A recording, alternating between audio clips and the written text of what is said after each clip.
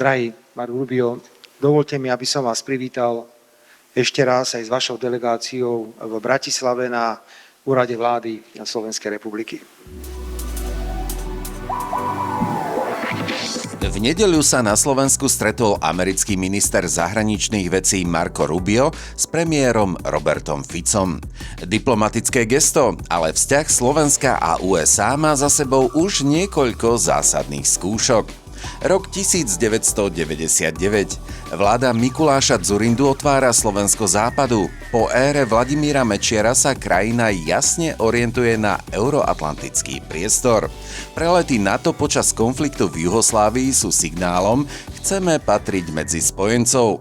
O pár rokov neskôr vstupujeme do aliancie. Rok 2003. Slovensko podporuje operáciu v Iraku vedenú prezidentom Georgeom W. Bushom.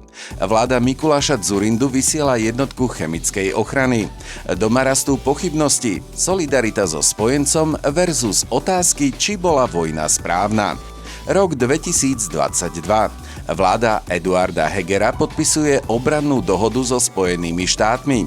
Prezidentkou je Zuzana Čaputová. Jedni hovoria o posilnení bezpečnosti, druhí o ohrození suverenity. Spoločnosť je rozdelená. No a dnes?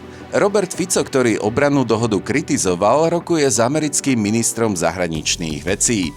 Vzťahy pokračujú bez ohľadu na politické cykly.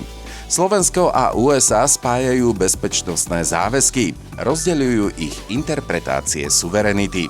Slovensko chce byť suverénne, USA chcú spoľahlivého spojenca. A pravda? Tá sa vždy skrýva niekde medzi Bratislavou a Washingtonom.